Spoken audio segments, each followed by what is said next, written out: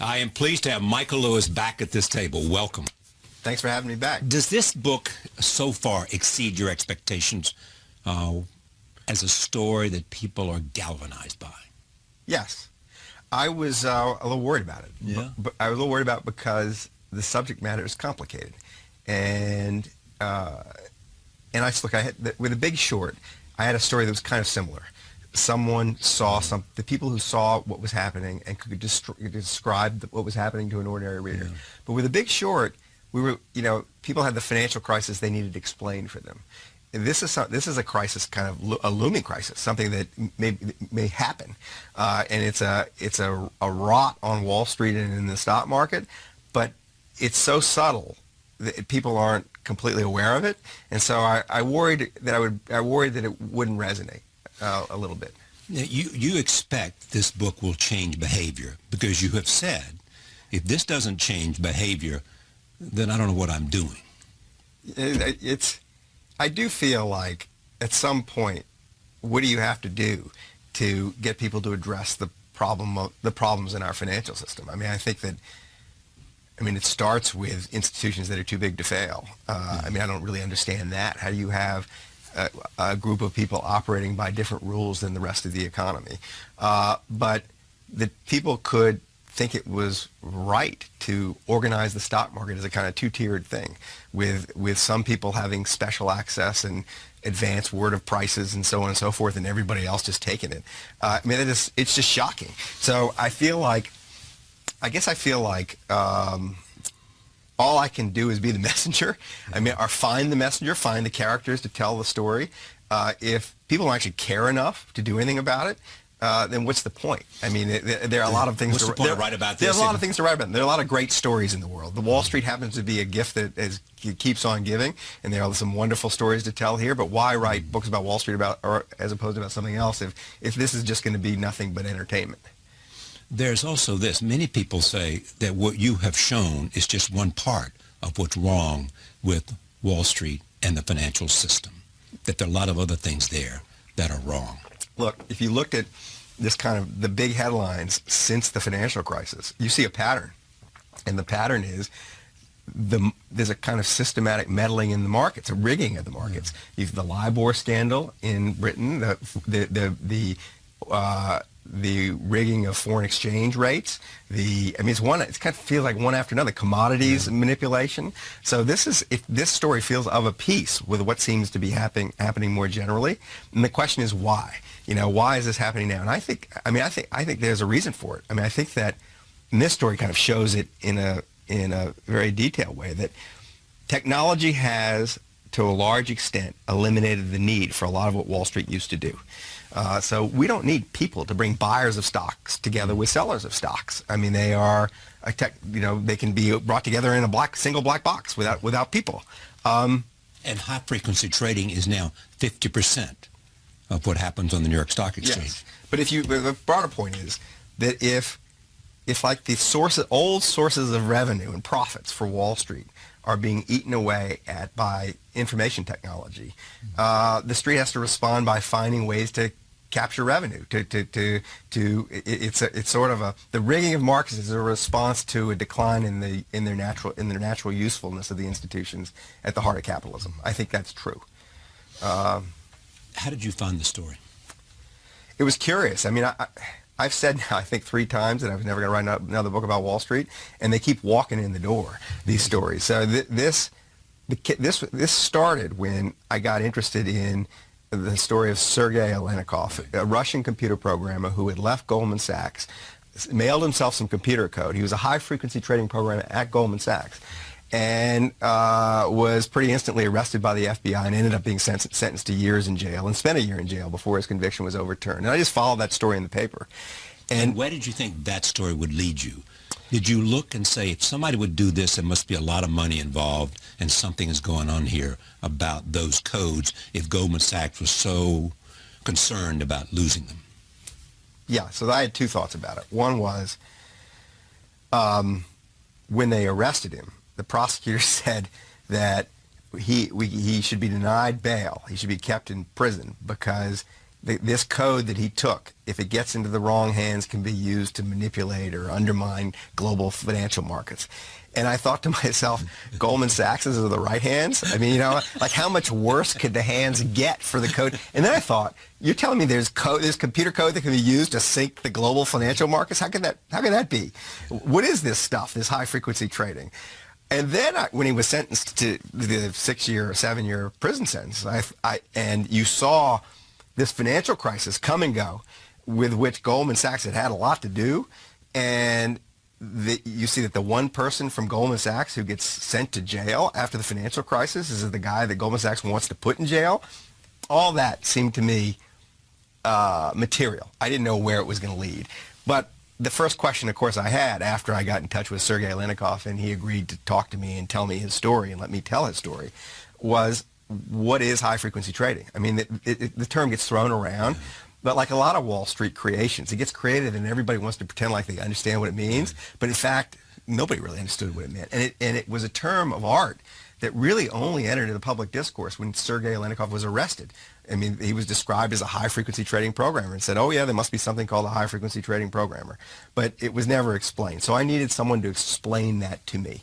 And that led me to the subject. The subject, because what I did is I called some investor friends and I said, do you know what high-frequency trading is? And they said, kind of, sort of, but the person who's walked through our office and has explained this world to us, and it is more shocking than you know, is Brad Katsuyama. They actually said that. Yeah. They said Brad is the guy because he's going around trying to figure it out. Yes.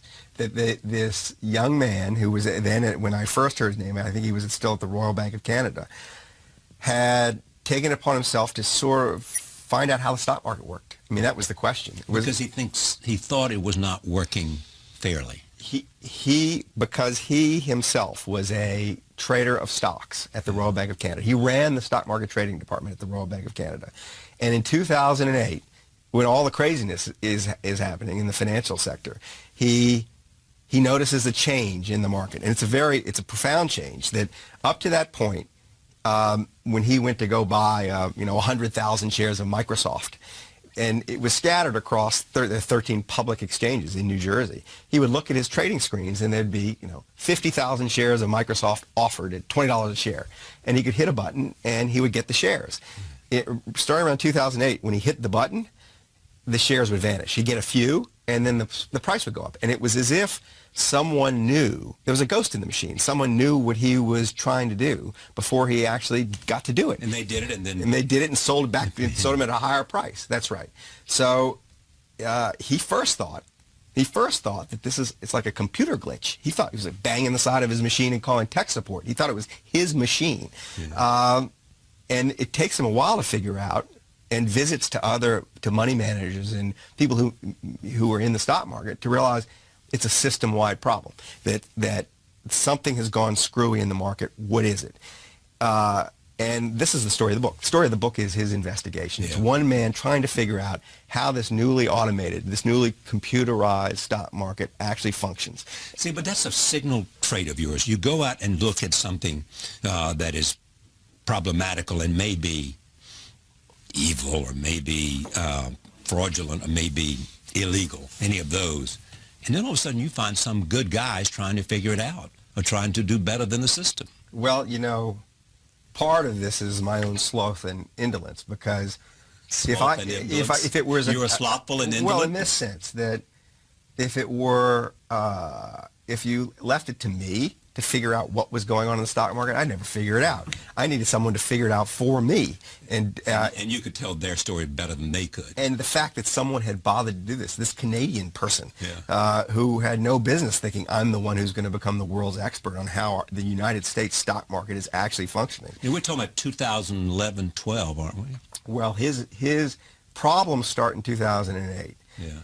By kind of late 2009, he's figured out a partial answer to his problem, and he figures out what happens. This is the amazing thing to me is, so he's sitting, his computer desk is his desk, where he's trading desk is in southern Manhattan, and when he hits his button to say buy 50,000 shares of Microsoft, that signal is going up the West Side Highway, out the Lincoln Tunnel, and the first exchange it reaches is called the BATS exchange, which is created by high frequency traders.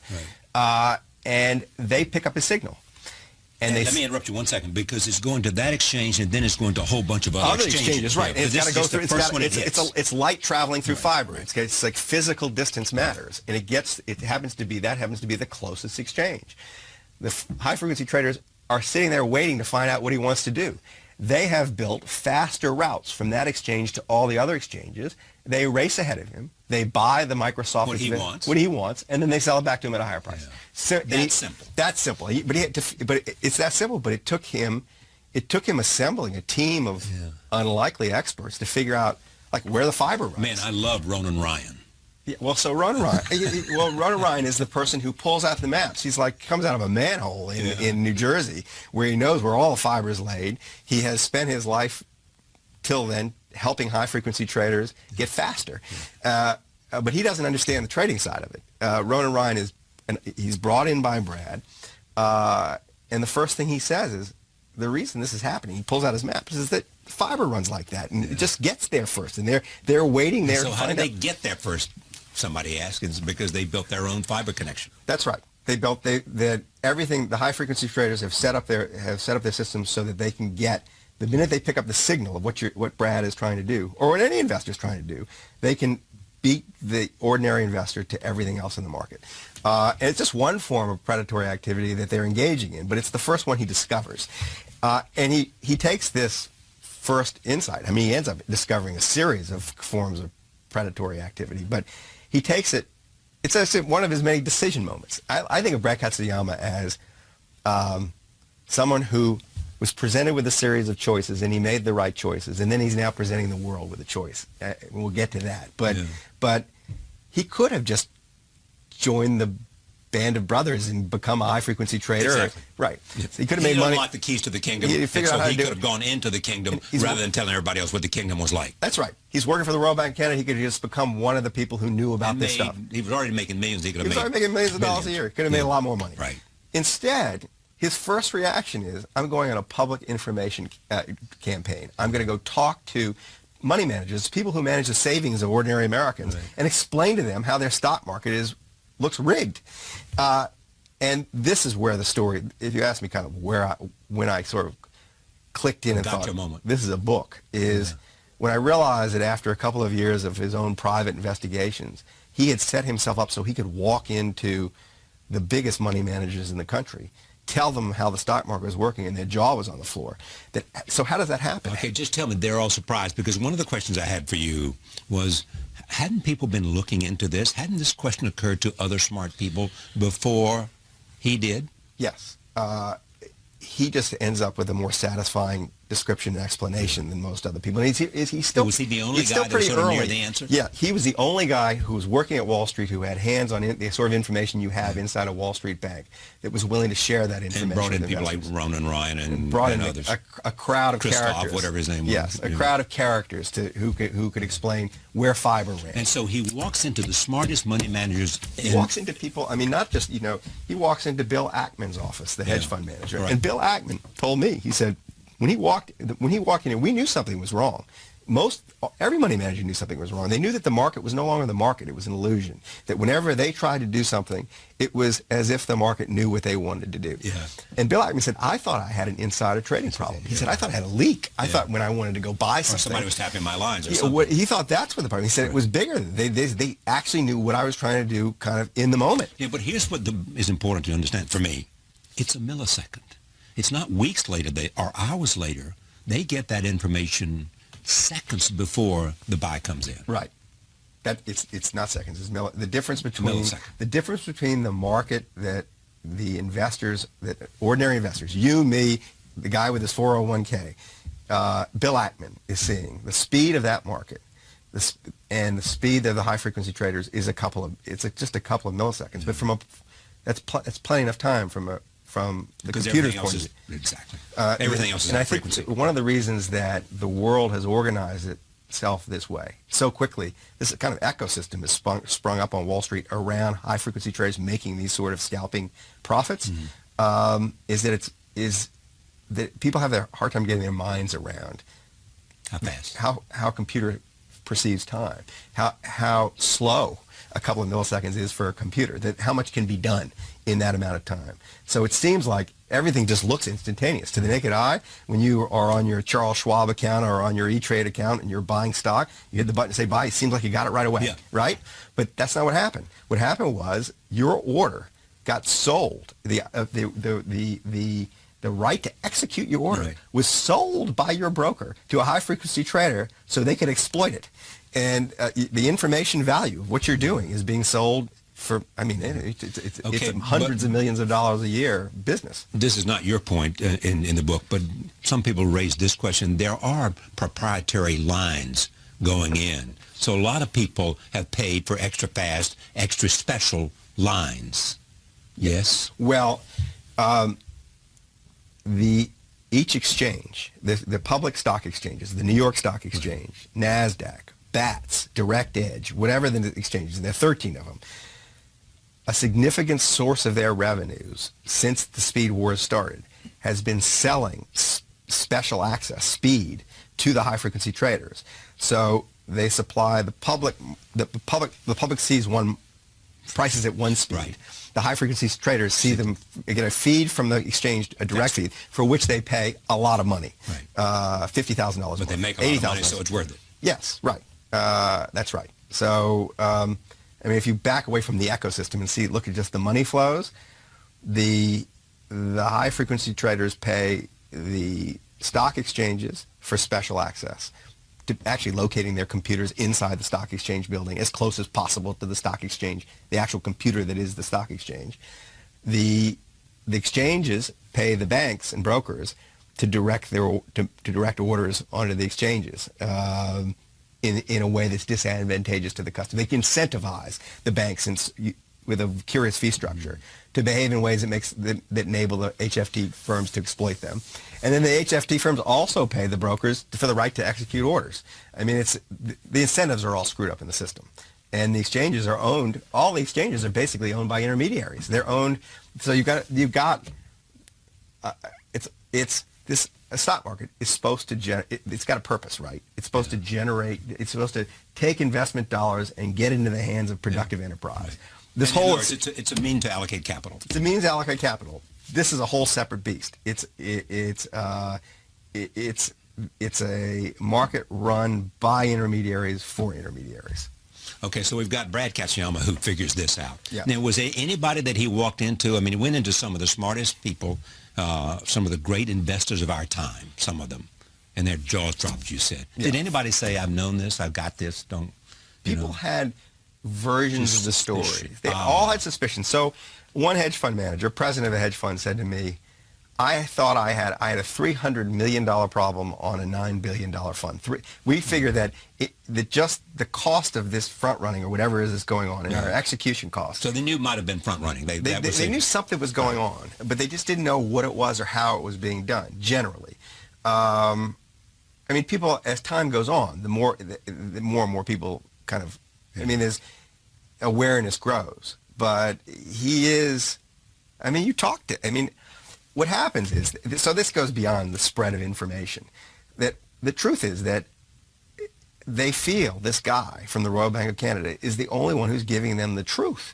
So what he does is he starts to create trust, which is a scarce commodity on Wall Street these days. I mean, there are not a lot of guys from banks going into investors' offices, and at the end of it, they think, I got to talk to that guy again because he's the only guy I can trust. And so they're sharing information that helps him put together the story too. So it comes back. That's right. So they start to do tests on what brokers are doing with their orders. They start to contribute to his understanding of what's going on, and they push him. They say, what you really need to do is create a fair exchange for us to operate on. Okay, before that, so he figures the game out. He's got what they're doing. Does he go to the Feds? Does he go to the SEC? Does he go to the Attorney General of New York? Does he go to anybody? So he does. And but before I tell you how this happens, I got to tell you first this guy. So he's, I don't know what at the time, he's 31, 32, he's young. Right. He's been in the States since 2002. Sort of recently married or something. Recently married, little baby. He's and like as far from a radical as you can imagine a person. He's Canadian. Not only is he Canadian, he's like conformist by Canadian standards. He's just, I mean, he does not want to be the leader of a movement. Right. He does not want to start a revolution. He's not there to tear down the financial system. And his colleagues thought of him as this really smart guy who played by the rules and who was likely to like run the Royal Bank of Canada one day. That's what he was going to do. And he has this kind of cause forced on him. Now, so he shows his superiors at the Royal Bank of Canada all this stuff, and they do say, before you start educating investors about how the stock market's rigged, we better go tell the SEC so they don't get angry at us. Yeah. And so they go to the SEC, and he said it was kind of incredible. He describes all of his findings, how he's being front run and so on and so forth. And he said the room instantly was divided. There were older SEC guys who were staffers, who were upset, outraged, disturbed by what they were hearing. But the young SEC guys all seemed to be very sympathetic to the HFT, the high-frequency traders. Wow, it's so clever. They've kind of found a way to front ring. You know, it was all legal. Yeah. And he left bewildered by this. So bewildered that the Royal Bank of Canada did a study to find out how compromised the SEC was. And so this is a Canadian institution looking at American government. And they find, to their shock, that more than a couple of hundred SEC staffers in the previous few years had left the SEC to work for high-frequency trading firms or lobbying firms doing work for high-frequency trading. So he thinks, at that point, he gives up. He thinks, I'm not going to get anything I'm not going to get anything done there. Right. It's too complicated. And in any case, even if you look at it, even if you say everybody at the SEC is well-meaning, nobody's actually corrupt, they're trying their best, the truth is that whenever a new rule gets made, clever people seem to find a way to get around it. He had that view, too, that Wall Street would always find a way around the rules, so you should never place too much faith on government's role in all of this. The question is there a market solution? Can you create incentives in the market for a fair market to arise? So he says, I'll create an exchange. I'll create a stock exchange. It takes him a while to figure that's what he needs to do. But he needs to quit his job at the Royal Bank of Canada and create the only fair exchange. But that's only part. And that's a technical problem. It's sort of like how you create an exchange on which no one who's trading on it is faster than the exchange. No one can find out what's happening there and race people to other exchanges and all that. So they wrestle with the technical problem, but bigger than the technical problem is the social problem, and the financial, social, political problem. All of this rigging in the stock market and the mishandling of customer orders and so on and so forth is only possible because investors don't pressure Wall Street. That the investors themselves are not, they have a hard time figuring out what Wall Street banks and brokers are doing with their stock market orders. Very hard time getting the information. But even when they have some information, they hadn't been willing to start a fight. You know, the big money management firms have been reluctant to call up Goldman Sachs or Morgan Stanley and say, stop doing this, or we're not going to do business with you. Their interests were too intertwined. So Brad Katsuyama had to go to the world of American money, the people who handle ordinary American savings, and say, you have a responsibility. This is the problem. We're going to create a fair exchange, and now you have a choice. It's true. Up to now, you haven't had a choice. You call Goldman Sachs and yell at them. All the exchanges are a problem. It's not like there's one place they can go. We're creating a place where you're not going to get screwed, where you're not going to get front run by high-frequency traders.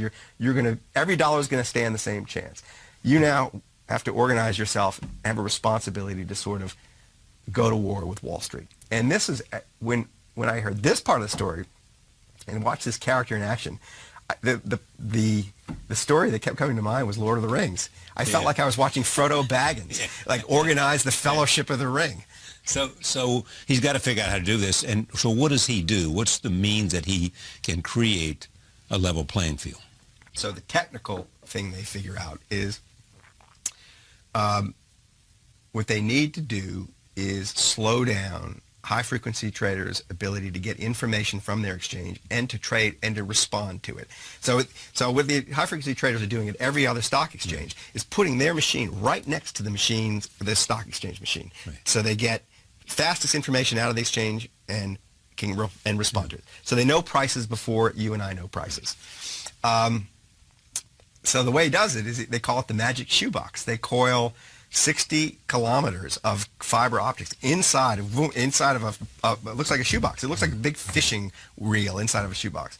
And so when a high frequency trader tries to trade, instead of going right into their exchange, it goes boom, boom, boom, boom, boom around it. It slows it down. So the effect was to put them in somewhere way out in Long Island. I mean, if they effectively banished the high frequency traders some distance.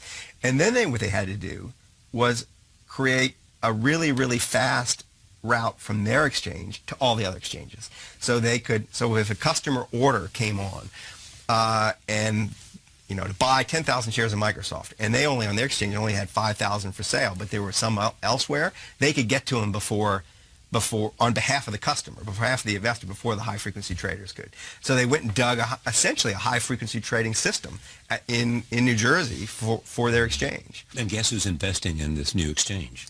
Goldman Sachs? No. No? No. This is important. They identified as an important conflict of interest the fact that all the other exchanges are owned by brokers and high-frequency traders. And so they said will be owned by? Will be owned by investors. Will be owned by big mutual funds. Right. Will be owned by, David Einhorn has an investment in it. People who are actually managing money, and all they want is a fair, honest place to buy and sell stocks. So there's no pressure to queer the game in favor of intermediaries. So what Goldman Sachs did, and this is where the story thickens to me, because Goldman Sachs clearly, at the time they're putting the Russian in jail for stealing their supposedly precious high-frequency trading code, they clearly think they're going to get in the high-frequency trading game. I mean, that's why they care so much about it. They clearly had a change of heart. And something's going on inside. I think something interesting is going on inside of Goldman Sachs right now. And what do you think it is? An argument about what our role in the society is. How can we function as an institution if people don't trust us? And do you think they're losing the trust of the public at large? I think they lost it way back in 2008. They lost it way back. 2008. And I think the question is, do they need to get it back? It's partly a practical argument. It's partly a moral argument. You can argue that reputation doesn't matter anymore, that all that matters is brute force in the financial system, and who cares whether people think we're screwing them or not. But when Michael Lewis tells me there's a debate going on in Goldman Sachs, I assume someone has told him there's a roaring debate going on here, and we're trying to figure out who we are and what our role is. Yes. And a microcosm of this debate is the argument around how they should behave in the stock market. And some new guys came in and took over Goldman Sachs' stock market business, trading and sales business globally. And they looked at the way Goldman had conducted itself. And they looked at the way the exchanges were arranged. They looked at the rigging in the market. And they said they had two observations. One is, there's basically a corruption here. I mean, it's basically a skimming, a scalping going on that's unpleasant, unsavory, and will look bad if anybody ever figures it out. But two, they thought, that the system, the stock market that has grown up, as it's structured, all these different exchanges, lots of complexity in each exchange, all designed for the benefit of high-frequency traders. Technology is roaring ahead. It's very unstable. And they said to me that the flash crash back in 2010, NASDAQ shutting down for hours, various outages at various exchanges, this is a pattern here. This is symptomatic, they said to me. They said, if we don't do something to repair the stock market, there's going to be a flash crash times 10, a calamity. And we know that if that happens, Goldman Sachs is one way or another going to get blamed. So what's the solution here? And they said the solution is this Canadian guy who's built this fair exchange that's quite simple, very robust, and we're going to throw our weight behind it. Now, inside of Goldman Sachs, that was not a universally popular decision. These new guys had come into Ron Morgan and Brian Levine are their names, had come in. So they're not going to invest in the new exchange, but they're going to use the new exchange. Just the opposite. They don't want to have any conflict. Right. What they're going to do is take their customers, their orders, ordinary investors' orders, and send them to the exchange and have them executed there, so they can't be exploited. So that costs Wall Street generally a lot of money. I mean, I don't know how much the take is every year, but $10-20 billion a year is being scalped. It's essentially unnecessary financial intermediation that's happening high-frequency traders standing in between buyers and sellers, when the buyers and sellers could very well come together at a better price for both without anybody in between. And they're taking away $20 billion. Whatever it is, they're going to take away lots of billions of dollars. So that, and some of that money would have been Goldman Sachs' money, one way or another. So it's a short-term decision. It's a decision to sacrifice short-term profits in their long-term But you're interests. saying this is even a bigger decision and a bigger debate than simply high-frequency Yes, trading. well, it has to do generally with how we conduct our business. I think that's and what is at risk for us. I think that's so. I think they figured out that their business is hard to do without people trusting them, and I think they figured out that they can't really compete as high-frequency traders for a lot of reasons. That this business, the high-frequency trading game, it's just done more effectively by small, nimbler groups of people than big banks. So they can't play in that game anyway. And I think they figured out that if at least in a stock market, if the whole stock market jumped onto Brad Katsuyama's exchange, if it all just ended up on IX, which is not inconceivable, Goldman Sachs would Then he'd be a very rich man. would enjoy a relative advantage to a lot of the other banks because their advice is more valuable. They think they can compete on other ways. But I think the interesting thing is that this conversation is clearly taking place inside of Goldman Sachs in this market. And this, how would you characterize the people who run Goldman Sachs then? Brad Katsuyama taught me something because he had to go into all of these banks to try to persuade them to send them his exchange orders. And a lot of them really don't want to do it. They're doing whatever they can to torpedo the fair exchange. But if I were him, that would make me, I would be cynical. But he seems to think, and I think he's right, that the banks aren't monoliths. They're like different factions, different people who have different incentives within the bank. So these guys who are reformers inside of Goldman Sachs, now what are why are their incentives different? One, they have to face customers every day, and they know these customers. Two, they're older guys. By Wall Street standards, they're ancient. They're in their late 40s, and so their careers are at a different stage. They're less concerned about next year's bonus, and their bonus is not driven by how much Goldman Sachs' dark pool, which is their private estate, makes, that kind of thing. So they have a different incentive than maybe some other people in Goldman Sachs, and all the firms are that way. I think there are arguments inside all the firms of how we behave in the financial market, and I think Goldman is a harbinger. Goldman tends to lead the street. And it's the most powerful and the most respected. Yes, I think everybody else looks at what Goldman's doing and is saying, why are they doing that? Now, I think it's fascinating that they've made this call to help reform the stock market at almost exactly the moment the New York Attorney General announces an investigation of high-frequency trading and the exchanges and all of this, and then the FBI reveals it has an investigation.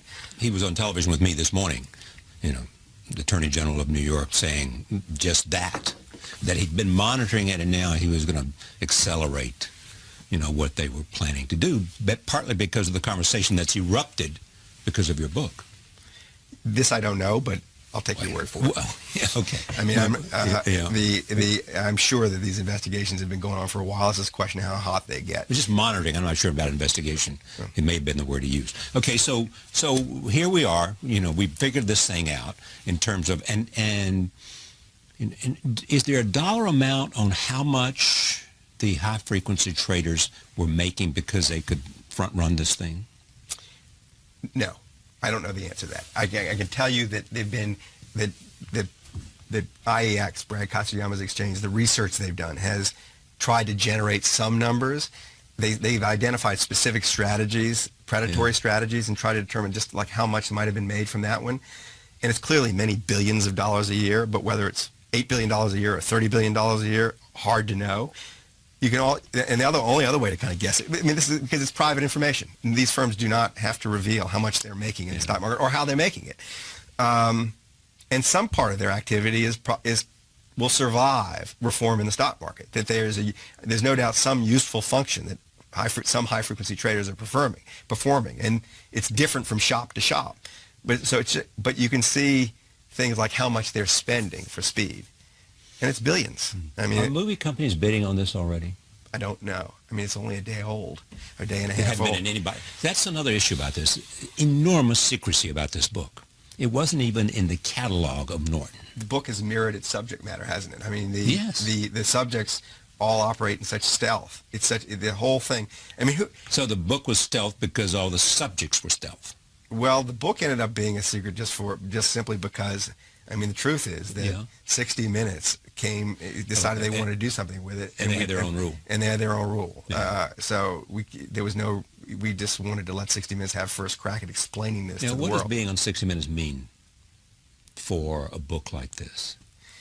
A great television program, in my judgment, obviously, but I'm biased. So there are two things. One is Steve Croft, who did the piece, also did a piece on The Big Short, Right. and I watched him frame the conversation in a way that was that the television audience could completely grasp, and it was very useful. Made it easier for me to go talk about the book because people kind of got it.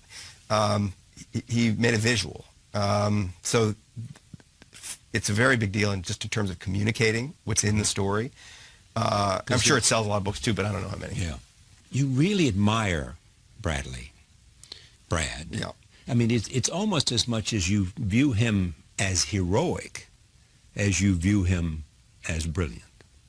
I think the bravery is the bigger component. Bravery. He's very smart, but I think he's an American hero. I mean, I do. But he and the people who he worked with, because they're people on Wall Street don't go after people on Wall Street. He's created a war on Wall Street, and he's done it in the best possible spirit. He could have happily stayed in his job at the Royal Bank of Canada and made millions of dollars a year very safely and ignored the world around him, and maybe one day ran the bank. He is not by nature a bomb thrower or whistleblower or anything. He's not. I mean, he's really not a radical. But he did this while he was still working at the bank. He conceived the idea while working at the bank, but he felt obliged, and in a very kind of touching way. And he's smart enough to know just how ostracized he might be if he went out on this crusade. I mean, he had to make the decision in his mind that if this doesn't work, I have to assume I'll never work on Wall Street again. And the only way it does work is if I assume I'll never work on Wall Street again. Yeah. And that's a big sacrifice for someone who's made it on Wall Street already. And you're young, and you got little kids and all the rest. That was one part of his bravery. The other part is that he basically, which is, I think, morality. I'm not going to simply go do this myself because I understand it. I'm going to expose it and tell you why it's wrong. Right. I'm going to try to tell the truth. I'm going to try to introduce simplicity, clarity, transparency to the financial markets. You answered this last night. There was nothing illegal about this? I don't know the answer to that. I think I don't know what is being done that is good. I mean, the Attorney General of the State of New York is going to try to figure out what's illegal about this. That may be different from what the SEC thinks is illegal. As far as I can tell you that the first defense of high-frequency traders, when you say, I mean, how do you justify this activity, is everything we do is within the bounds of the law. So I think they think that they're operating completely within the rules, and they may, for all I know, they may be. But so this cast of characters who Brad Kasuyama surrounds himself with at IEX, they all make these. Ronan Ryan and Rob Park. Christopher, what was there was one more name in there. Well, it's John Schwal and Rob Park and Don Bolerman. There's a whole bunch of them, but they all of them have made a. It's not that they're saints. They are going to make money if it works out. Yeah. The odds are never great that it's going to work out. It's a risky thing to do. Even now. It's a socially risky thing to do. They put themselves at odds with their industry because they found something that bothered them about the industry. I thought that was great, that there were people on Wall Street who had rallied to that kind of cause. And what was neat, there was a pattern there. Not all of them, but a lot of them are immigrants. A lot of them are people who, there's an Irishman, there's a Canadian, there's a Russian, there's Chinese, there are people who came to this country with an idea of how the country operated. And it's almost as if they're going to insist that the country operate the way they hoped it would. And I find it extraordinary. I find their behavior extraordinary. Has anything that you have learned since the book and the 60 Minutes appearance changed anything in terms of your perception or the facts? I'm a little stunned by the reaction to the book. Which was the first question I asked you. Yeah, no, just a little stunned by the reaction to the book. I feel like maybe some of the, I mean, here you have essentially a reform movement happening within Wall Street. I feel like in some way it's recaptured some of the energy of the Occupy Wall Street movement, but in the form of an active of disruptive entrepreneurship. But has anything? No, I haven't. Nothing. There's been no fact that I've learned that I thought, wow, I wished I'd known that. Or some people are going crazy. I mean, it's just there's a craziness about it. And any accusations to you about you? Yes. Like what? There was one story. There was a story that there was a bank sent out an email saying I owned a stake in IEX. Yeah, right, I saw that. I've heard a number of things. I mean, look, the Did- rap did on he me. double check his facts and all that? So let me. What's the the rap on you? The rap on me is easy. If the rap on me is I only tell one side of the story. I told Brad Katsuyama's story. I didn't tell the high frequency traders side of the story.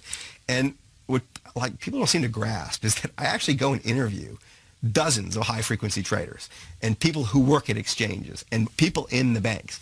I am telling the story through the eyes of these characters who are trying to figure out how the market works because they're teaching the reader how the market works in their own journey. But I'm not ignorant of all the other points of view. And there is a passage in the book, fairly long passage, that says that sort of like lays out what high frequency traders would say in their defense. But it's not much. There's not much to say. Well, what do they say in their defense? Everything we do is within the bounds of the law. Yes, that. We add liquidity to the market. Right. When you hear a Wall Street person say liquidity, you should run for the exits. I mean, it's They just just say like, we what put money does in. it mean? What does it mean? What they do is they add volume to the market, but a front runner adds volume to the market. He buys from someone and sells to someone else, doubles the market, the volume in the market. We narrow spreads, which is, between the bid and the ask in the market. So they used to be much bigger, and now they're smaller, which is an indication of liquidity. But it's a deceptive claim because what really now spreads is the technology that enables spreads to narrow, and the market's an illusion. It's not, the spreads aren't the spreads. You go to act on the market and it moves. But so it's not like I don't know all the other sides of the story. I'm just trying to present the true side of the story. This isn't an on the one but it hand, does on the have- other hand story. Exactly. It isn't. I mean, no sane person would walk into this and say there are two sides to this story and the other side's very compelling. The other side's not that compelling. That there's a lot of predatory activity going on in the stock market. This guy went and figured it out and demonstrated it in all kinds of ways. It's breathtaking. You should know this. Yeah. There are two questions that come out of that. One, the point I raised earlier, is it much more widespread than just simply what we're talking about here in terms of the rigging of the U.S. financial system and Wall Street, in terms of how people can influence results, certainly in ways that give them a decided advantage Well, that may be Absolutely. illegal. Well, leave legality off to one side. Okay.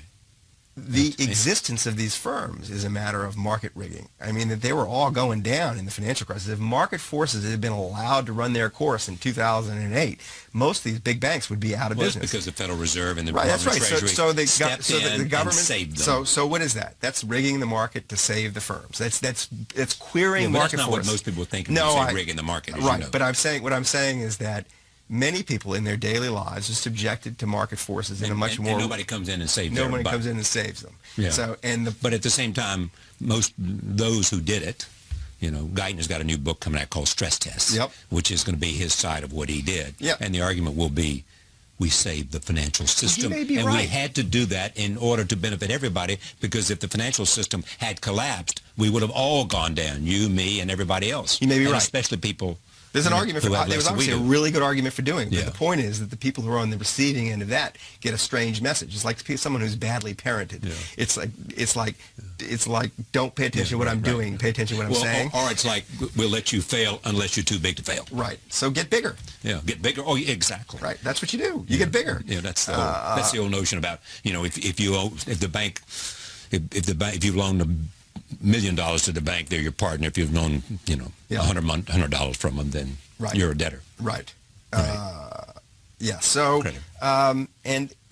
and so that from that, it's not that surprising that if the banks get on the one hand, if the message to the people inside is that you aren't subject to ordinary market forces, you won't fail, and then we will orchestrate things so your failure doesn't happen one way or another.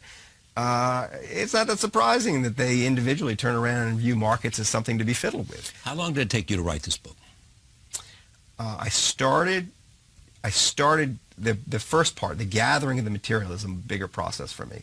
So I started maybe September, October of 2012, and gathering stuff for it. I didn't start writing it until September. Is the writing part easy for you?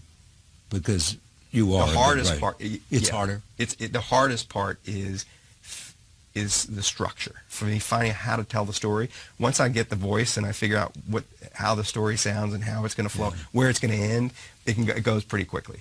I go at a pace of about 20,000 words a month, which is pretty good. That's very good. Yeah.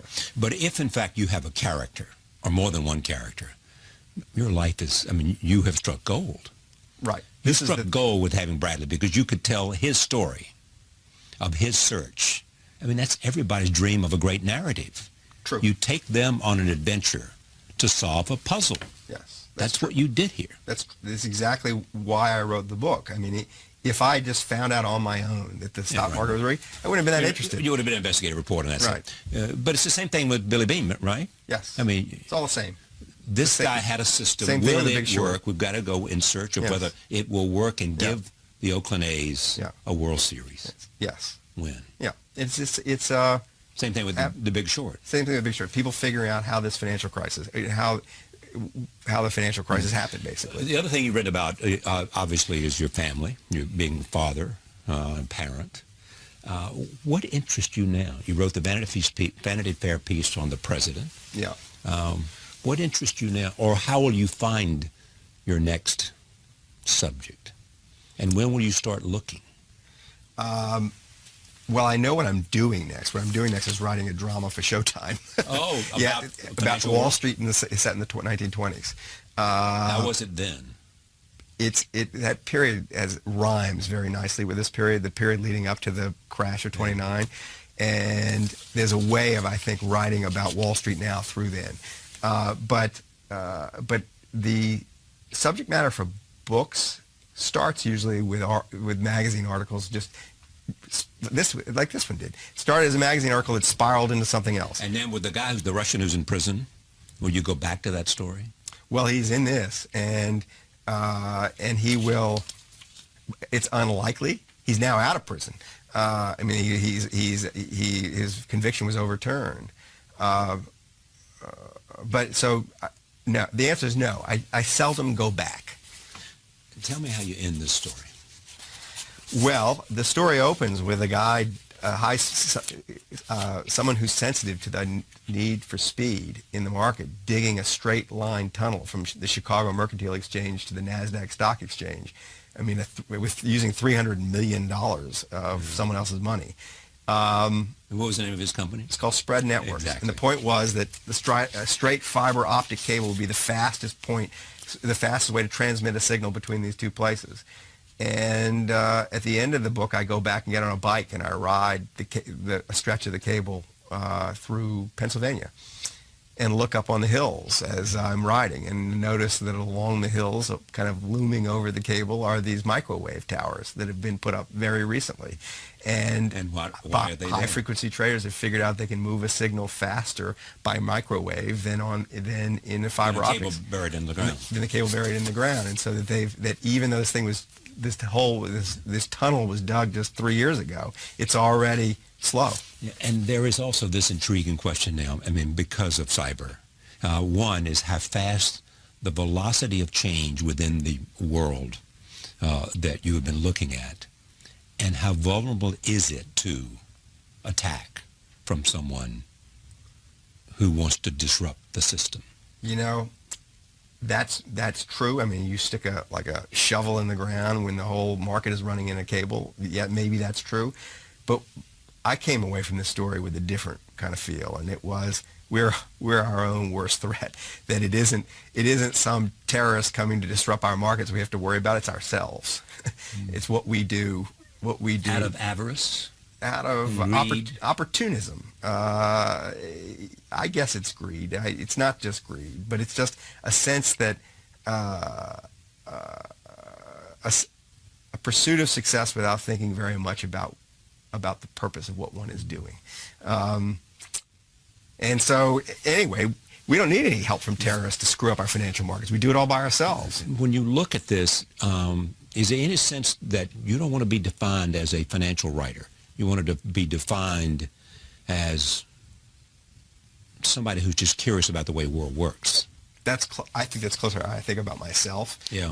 It's an accident that I'm a financial writer. I just happened to get a job at Solomon Brothers when I was 24 years old, and so people. But out of that was born Liar's Poker. Liar's Poker, and out of Liar's Poker was born The Big Short, and out of The Big Short was born this. And so I think that some of the books have it's just an accident of the direction my life took. But I don't think of myself. I never thought of myself as a financial writer.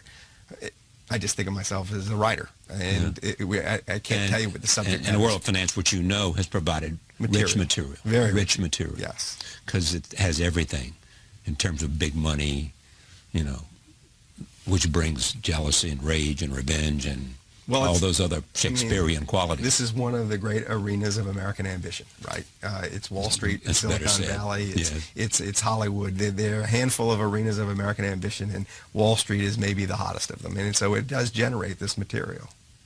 Thank you. Thank you. Michael Lewis, the book is called Flash Boys, A Wall Street Revolt.